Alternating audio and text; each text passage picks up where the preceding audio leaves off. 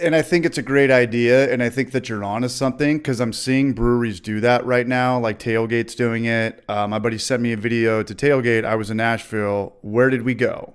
Instead of Googling stuff or Yelp, we went to the brewery who we saw their YouTube content. Now Treehouse is Yeah, doing it. man. Now other breweries are I doing it. saw that too. Yeah. I think that the Instagram game is not up, but it's just so if everybody in San Diego is posting their beer on the beach with the sunset in the background, you're all the same account. You know what I mean? Yeah. It's all just the same account. Yeah. How many cool things can Well, you yeah, do with stills anymore? Not much. yeah. But commercial breweries pushing YouTube accounts, I think it's the next. I wouldn't go as far as saying like trend because it's kind of like a job. It's kind of a tactic. But I think that it's going to bring commercial breweries a lot more exposure. And the guys that are in the Tailgate videos, the owner, he's kind of an asshole in that. And I think it's cool. He's just like, hey, you really want to open up a brewery?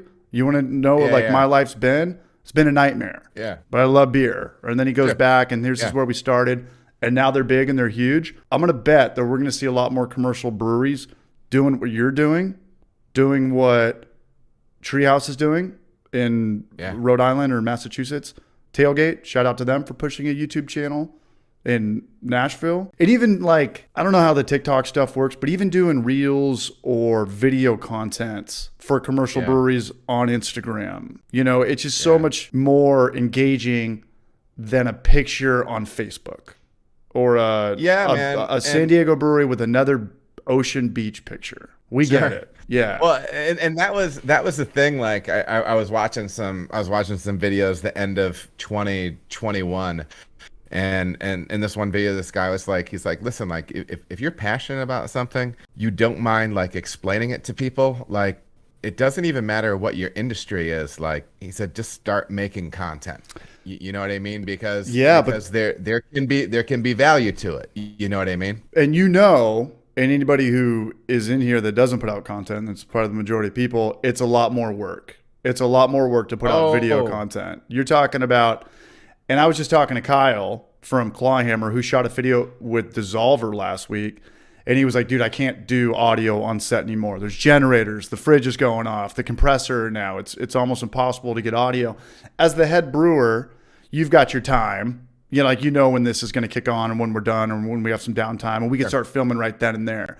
But I remember when I first started shooting Homebrew for Life videos, I would go to breweries and showcase the owners and talk about what were they doing before this? How long did it take to get going? How much money did you need? Have you quit your day job yet? And we had to stop and go with everything going off, or now that we're open and it's loud and now the refrigerator just kicked on. And it was like, shit, there's a lot of work involved in this. And I don't even know that. I don't even know that because I brew from home where it's peaceful and all I have to worry about is the train going by or the plane going by. Sure.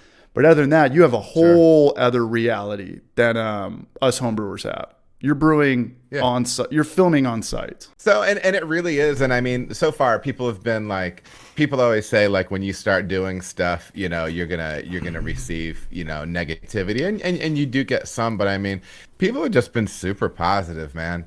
And you know, and really what I try to do is, and I do try to emphasize this over and over again, like when I did a series on brewing IPA, I didn't say this is how you brew IPA. I said, this is how I'm brewing IPA right now. How we're based doing off of this research. This is what I'm doing right now. Sure. And my mom always says to me, she's a sweet lady. She's like, well, honey, but aren't you worried about, you know, like if you're telling people what you're doing with your recipes?